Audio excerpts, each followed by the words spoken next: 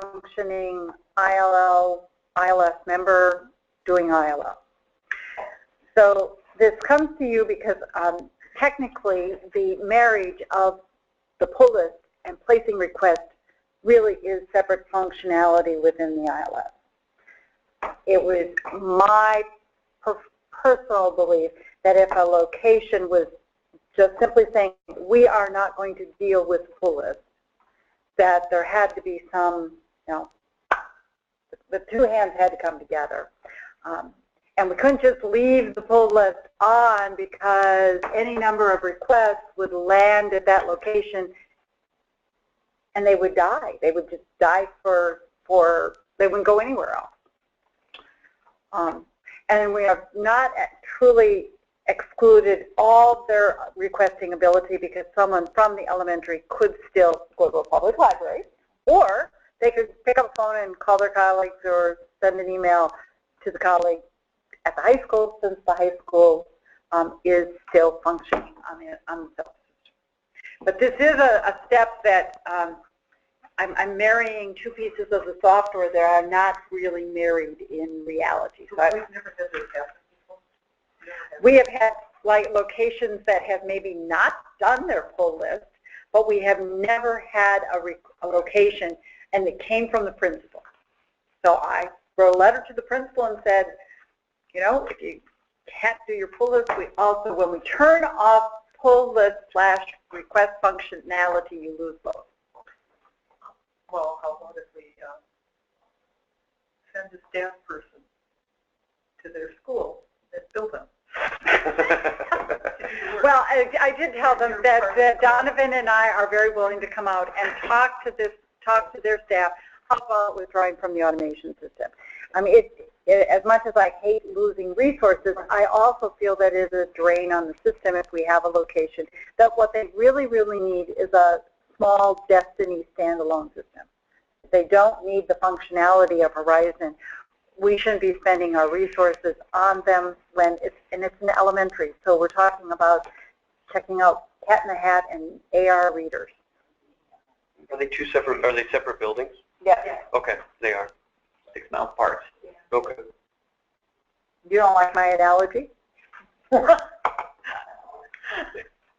So in this request before the committee, you've stated that you've already deactivated their pull list and their request. So what are we actually approving? I'm asking for, I guess I'm asking for forgiveness after the fact if I've really upset you, or I'm asking for your endorsement that, this actually makes sense. Well, you think that was okay.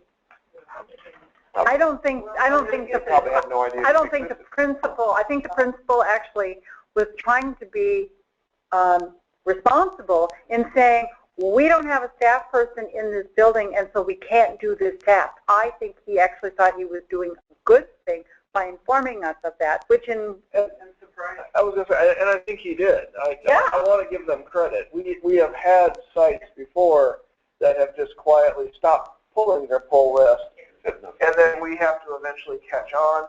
You see that your requests are not getting filled, so you call us, and that's always unpleasant. I give them some credit for acknowledging right up front, this is our situation, here's what we want to do. I wish they hadn't, but there it is. Becoming more common with media centers just not being there? Or? We are seeing a serious downward trend in staffing. The same way both in terms of numbers of staff. We're seeing overall fewer staff in media centers, and I got to be honest, we're seeing a decline in the quality of staff, the credentials, the qualifications right up front, how much time they're being allowed to spend in the media center. We're seeing this a lot. It's been a real trend, and we've been beating our head probably for the last year or so amongst ourselves talking about how are we dealing with this, because it's had real ramifications for training and support. I mean, if they can't get to the media center but 2 mornings a week, they're sure as heck not coming here for training, and they're not going to go to CLOP and do online training for us, which then means the help desk ends up having to suck it up. And so there's some real issues there, and I don't see this issue going away. I don't think you find much disagreement that if a location's not fulfilling their interlibrary loan obligations out of neglect as opposed to other temporary things, you know, somebody changes staff and they forget to do it for a week, something like that, obviously it's not an issue. Or if there's, like whatever Northfield's doing and that sort of thing, then they should Temporary flex. yes, while they're doing their building stuff. That we should just turn off requests and pull list both. If I can offer something, I hate to be punitive about this because that's what it is. You know, you're not doing this, and you don't get this. Is there a way we can work with them to make things better? Short of giving staff. Yeah, short of going out. Yeah, we'd have to send staff out there. Someone they use that they have. In this particular case, they've got 2 teachers who are going to go to the media center, each of them part of the day. Probably volunteers. And that's it. So we certainly could offer to come out there and do training, but we already do that as a standard kind of thing. I don't think it's going to make any difference. I'm also concerned that I understand that it ultimately might hurt a child who isn't getting the book he or she wants. But I'm also worried that if the requests continue to come in, will we have somebody who is actually handling the requests and receiving them, and will all the people who are lending get their stuff back? And we checked the numbers, and they were about 300 loans last year that they made, and about 400 requests that they made. So they were a net borrower, but you know, they actually did provide stuff. Are they a once a week schedule? Are they on a once a week delivery? When it comes They're 3 to times still? school districts, we usually go to one site, and at Southland we go to the high school, so it's still 3 days for them. It's 3 days a week. I mean, otherwise it's a pair. It's a one. You know, could you do it 1 day a week? It's going to delay. You know, I mean, if you place that request, you might not get it the first 2 cycles, but then it comes through. I mean, a pull list is really probably for a school that size, it's probably what, a half-hour job. But they find a pair. I mean, pairs do everything for me. I do not. I haven't been in Horizon since I walked out of that building because I don't have a chance anymore. No, we had that conversation. Yeah. Tyler had that conversation with them. They did not.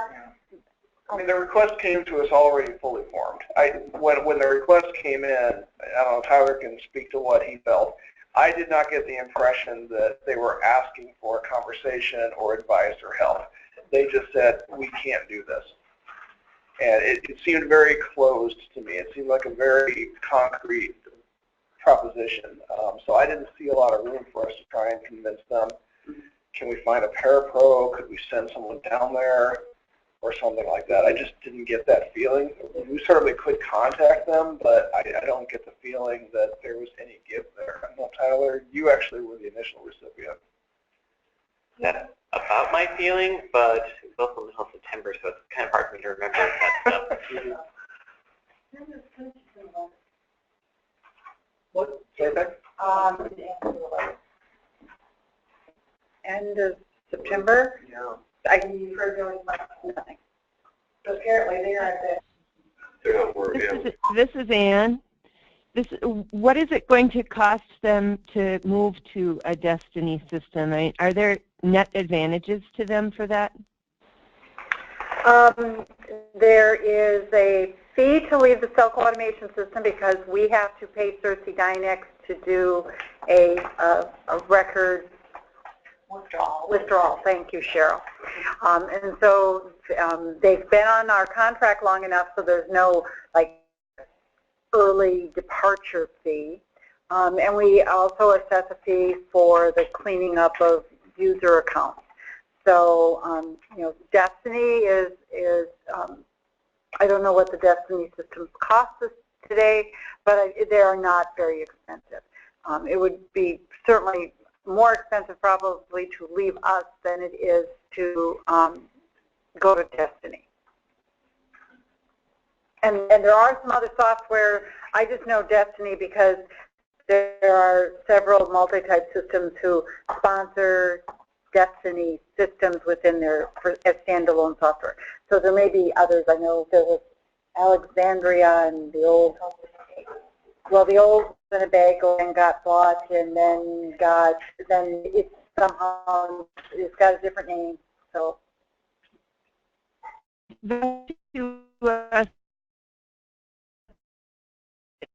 as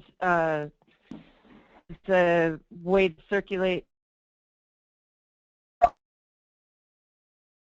The cost collection, because we've turned off request. We know that nothing that any of your libraries, those 300 odd requests that got filled by them last year, won't get filled.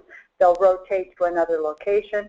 The bigger issue is what Mary Kay is alluding to, that the 400 requests that they placed on the other members of the consortium also will not be placed through Rose Creek Elementary, but could still be placed through the Southland High School. Right, or Grand Meadow Public Library or Austin Public Library. Right. People have cards. So, but in terms of like how much do we care if that Horizon portal is still over there and they're using it to circulate their stuff? I mean, it sounds like that's a pretty minimal impact. I mean, I personally wish it wasn't that way, but I really don't see any impact on SELCO as a result of it. Unless that it sets a precedent. I mean, we're seeing schools doing this, and they, oh, that's pretty darn easy, let's just do that too.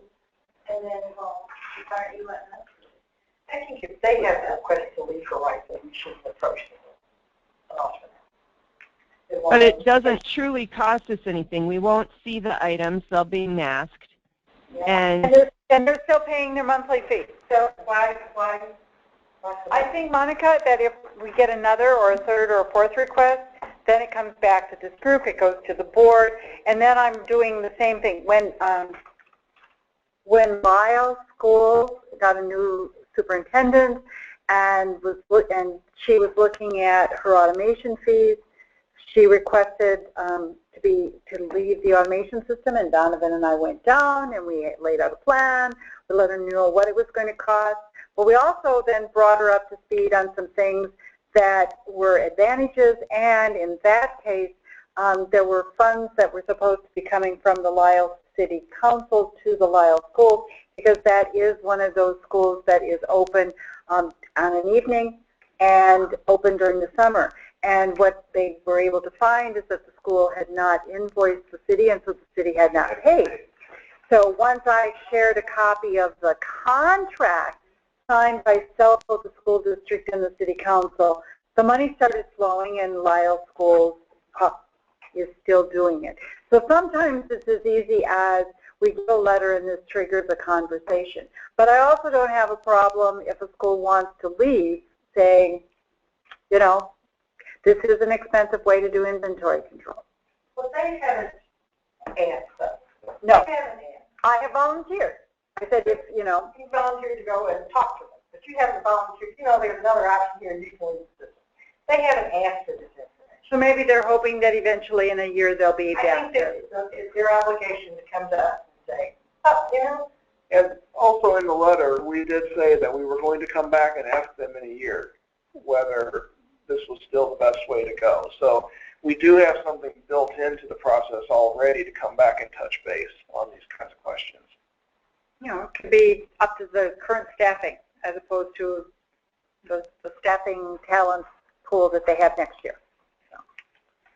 Well, at this time, we've had this request before the committee, and I would request that if one so chooses to make a motion to authorize SELCO to turn off request functionality of Southland Elementary until such time as they're able to fulfill their interlibrary loan obligations as a consortium member. And does that also mean that then I will not see their holdings?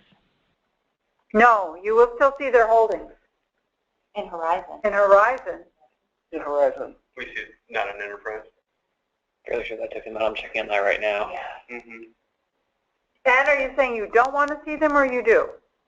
I do not want to see them in Enterprise. Yeah, because then you don't want a kid thinking they could check it out. Yeah. I don't want to explain to somebody why they can't get that thing. Yeah. Tyler is checking on it. Cheryl, I'm looking at right now. Make it. If it isn't that way, we can make it that way. I'm trying to remember if I already I did thought it. I think we discussed that at the time. Tyler would have done it in September, so I don't. Mhm. He's checking right now, and if it hasn't been done, Ann, thank you for that. And Cheryl's nodding her head, which of course you can't see, that we can make that happen so that you won't have to, no library would have to explain why something that's marked available at Rose Creek can't be requested. Yes, all of their items. Okay. We And did. then I guess I would just add that then personally, I don't have a strong sense of feeling about that then they must withdraw. I guess I figure I don't care. If they want to stay that way and it's no harm, no foul on our stuff, I don't care. Okay, but so let me just say we have a motion on the floor. The motion itself has nothing to do with the letter or agency withdrawal. It's just simply, that in this case, to deal with the functionality of the Horizon and integrated library system in regards to pull list functionality. So is there a second to the motion that has been stated? I'll second it. So we have a motion and a second. Is there any further discussion? Yeah, do we really need a motion on this? I mean, the deed has already been done. It was, I asked for it to be in the record as an endorsement. And I do think it is worth having a discussion whether or not that is the appropriate measure in terms of ILS functionality. I know you don't care. But. Is there any further discussion? If not, then let me just restate. The question is on the adoption of the motion to authorize SELCO to turn off request functionality of Southland Elementary School until such time as they are able to fulfill their interlibrary loan obligations as a consortium member. All those in favor, please say aye. Aye. All those opposed, please say no. Motion carries. Great. We'll move on then to interlibrary loan policy. I'm on the agenda for this topic. A few months ago, I'd received a request from a member library to clarify how we are supposed to deal with other libraries' items. So let me just figure out how to word this for you all. Why did you get the request? Because they wanted it to come to ILS operation. Oh, okay. He's an elected representative. Yeah, okay. I was going to say, so it was a medium library contacted myself and Alice and Pat as well. So Pat, I don't know if you recall from these emails that one of our fellow colleagues had sent. Probably not. Back in June. One library had written that they basically had a claimed return that was another library's item. The library that had borrowed the item went ahead and marked status claim return. So then the lending library stated that they saw the item which had been marked claim return, and it was their understanding that the owning library should be the only one to change the status of the holdings. So they asked us, and I responded, and I'll just read what I stated in response. My understanding of ILL rules was that item status outside of normal circulation transactions should solely be left up to the owning library. This includes marking items lost, withdrawn, claiming return, or performing circulation overrides. In the case of claim return status, I always thought the borrowing would notify the owning library and request they mark a claim return on their end or get permission in some way to go ahead and mark it as such. So that was my understanding of it. Obviously, we had a library, and quite honestly, the library director has been around for a very long time, who I was surprised that she didn't have the same understanding of that. So there's kind of a couple things with this. What is everyone's understanding of how you're supposed to handle items? And at this time, since really there's no policy on the website regarding these, that perhaps we should consider adding documentation to the website covering these types of policies. I know we've had ILL committees in the past that have made decisions, but there seems to be no documentation as far as I'm aware of. There is. I can answer the second part of your statement first. That is something that is on Reagan's to-do list, and she has been in conversations we were starting with the interlibrary loans that we deal with, which is Minland request to create some procedures, and then she was going to begin working on collecting the various memories, hearsay, items procedures that maybe at once upon a time were in a policy.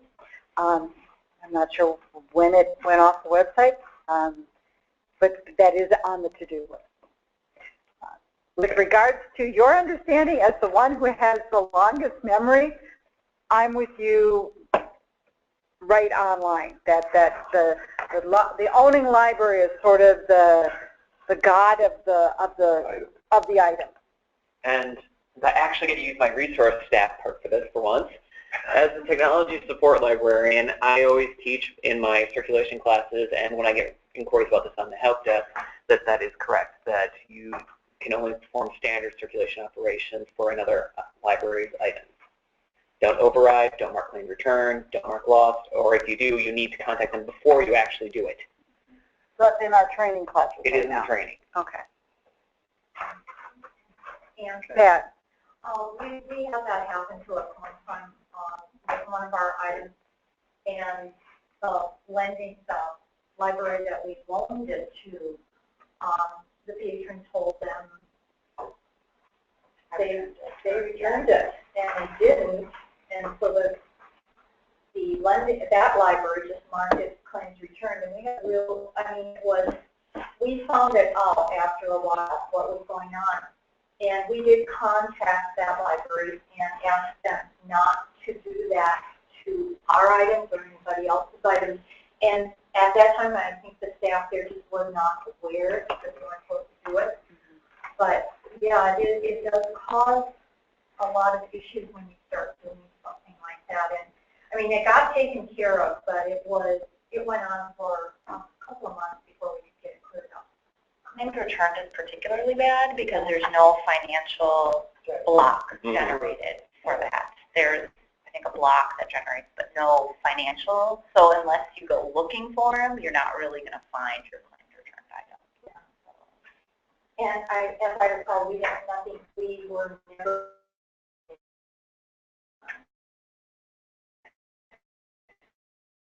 The second time it happened, it was on a $100 item, and the library we loaned it to would not do anything about it. So, again, I mean, those are a couple of things that have happened, and so I do think we need to make it really clear so everybody understands.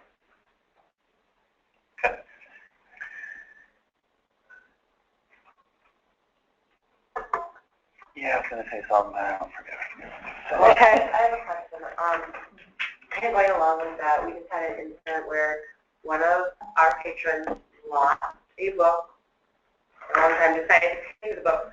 We sent them money to the lending library of what it popped up as, and then they ended up putting a credit for like $20 on the patron's account, and they're like, oh, don't worry about it, basically.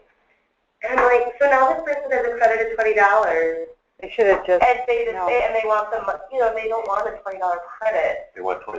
They want their money back, and I sent it already to the library. In theory, what was supposed to happen is you were supposed to collect the money, send it to the library, and if the library chose not to replace book with a red cover, they kept like $5 of the total. Then the library, it's the library's choice then whether to replace that book with that title or whether to replace that with something different that is appropriate for the collection. You don't necessarily always replace title for title if what was lost was out of date. Another thing too is whenever we are paying for an interlibrary loan, we take the check and send it to the own library. But what kind of happens to I'm not even going to respond to this. that happens to Jay. I will say that I think it's really difficult to have policies that will apply across the board, obviously. Right. Because each one of us could probably come up with 10 fingers. I guess what I mean If it's our material, how do we get reimbursed from you? Break me an invoice. I don't care. Okay. Yeah. But, that's what we've always done in the past. We send the check to the own library. And maybe it's time to rethink our procedures rather than having checks Every once in a while, cash will come through. Maybe we need to tell libraries that they need to invoice. I don't know. So maybe that's part of the procedures. It just seems that, you know, this procedures that you were saying, Michelle, has worked for a long, long time. If it's an overdue fine, the library keeps the money because we're not sending nickels through the delivery. But if the item isn't coming back, the owning library needs to be made whole. Peggy, if I take in money, I write a receipt. Okay. Well, you know that. So, and you know what, the finance director, when she sees the receipt, where's the money to go with it? All right, you know her. Yeah. Well, we say we always just have to check, we don't. To the C wire within the book that we keep them all. I guess what I'm saying is we can't be as as we used to be. Okay. There are rules in place. Statutes. Mary Kay, I'm going to tell you, you need to be nimble. We can think about it, you've been that way for years, so. You know. One question is it possible in Horizon to make it such that if it is not your item and you flag a particular location that you can't change status? No. Okay. Because you don't have rights to track the items. Not how the permissions work. You gonna do it for everyone or no one? I'm so glad that you two are here to answer those kinds of questions. Okay. All right, is there any further discussion on ILL policies at this time? Great, that was fun. We'll move on to hold notice period then. Donovan? I'm sure you probably all recall there was a stream of emails in September about this. In late August and early September, after automating the print notices, we received a number of complaints from some libraries about patrons bringing in print notices that had taken up to a week to arrive at the patron's home. This created a problem mostly with hold notifications, which we had standardized to 7 days, and that was an action that came from this group.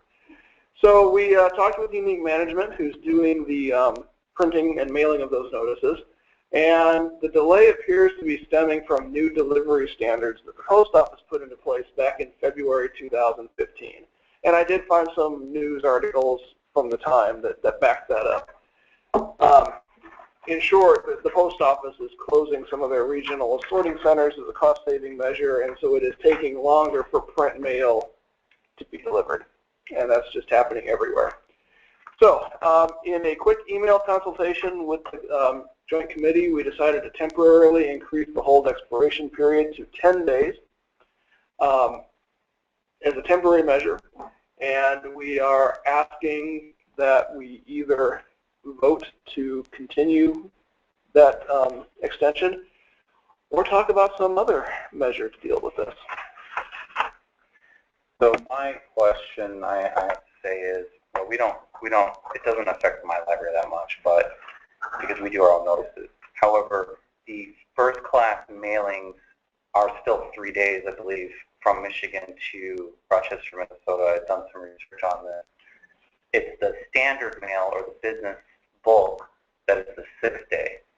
And I assume then that what Unique Management is doing is sending bulk and not first class, in which case it's not so much a holdup at the center that that's how they class that mail, and they do make a longer delay on that. So my question is it possible to switch to first class mail, or would that incur such a greater cost, or Unique Management just doesn't do that, period? Unique Management absorbing the difference.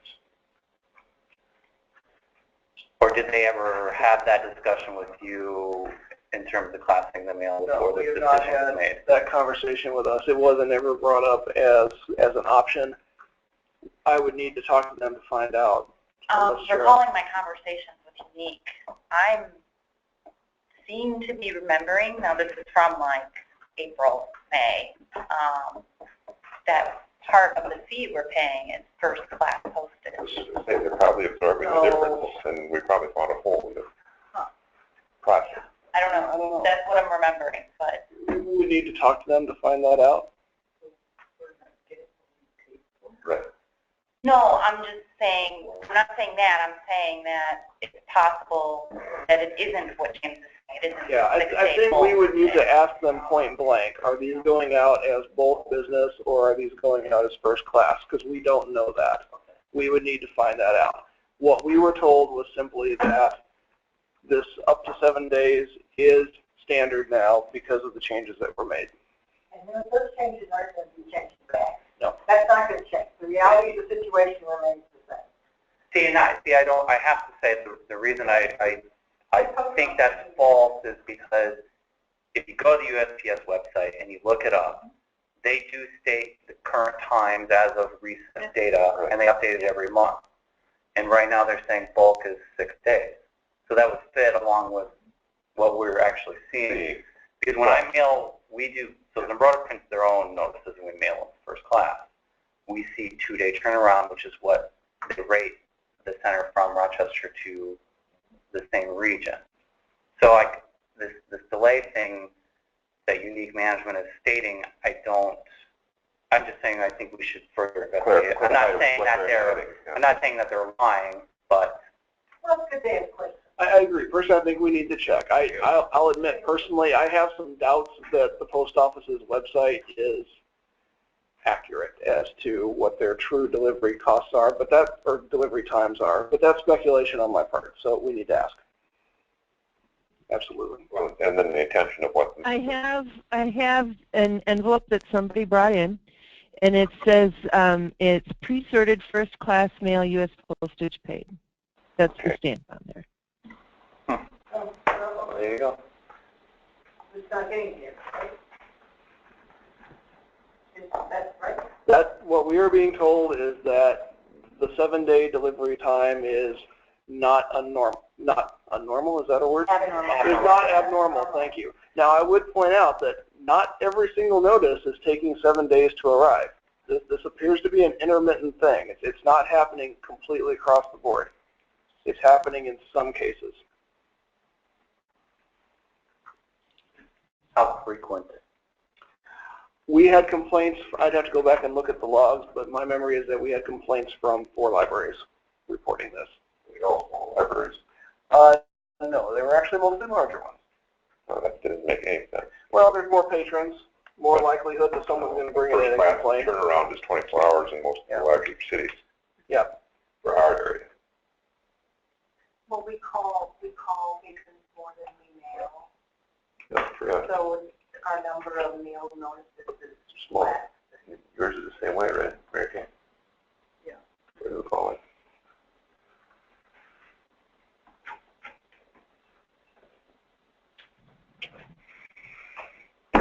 There's a lot of discussion. So who here is doing automated notices?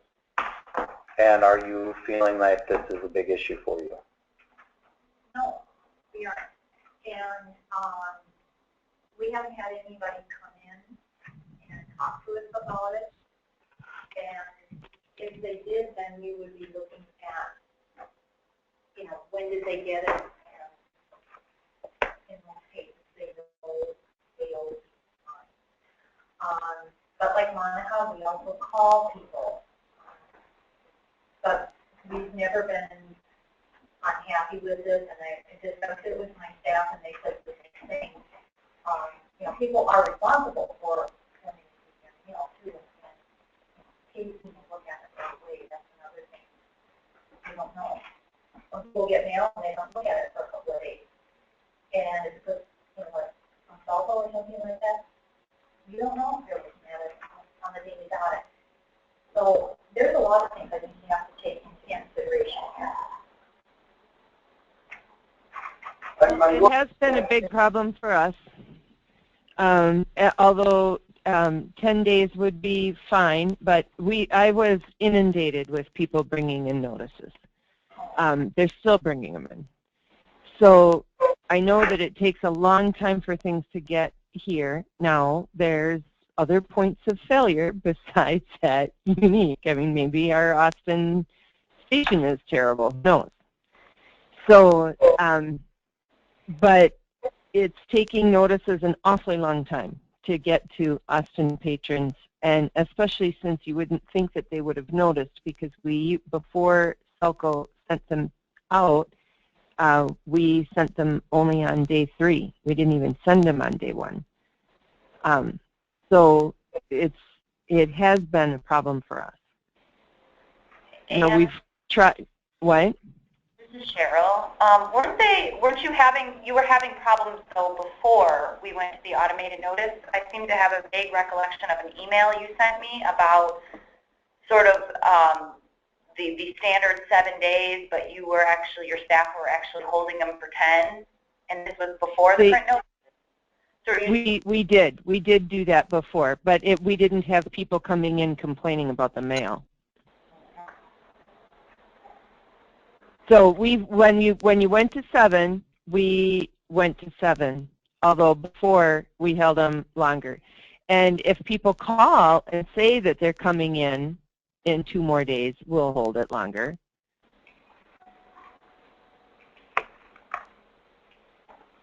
So in the original email exchange about this, I sent out a link to a Washington Post article from April of 2015, which reported that the post office was not making its first-class mail delivery standards in at least half of all letters, and that the problem had been exacerbated not just by these closings, but also by the storms of late winter and spring, and just general moving around of staff, which had created some inefficiencies. Now that was April, and we made our change in August. So I'm not trying to push those specific reasons, but it does seem like this is a trend that's been recognized, at least in some cases.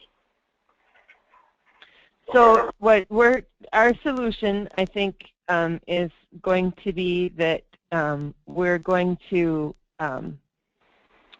drop print notices completely and call, because I'm not seeing that print is going to work for us.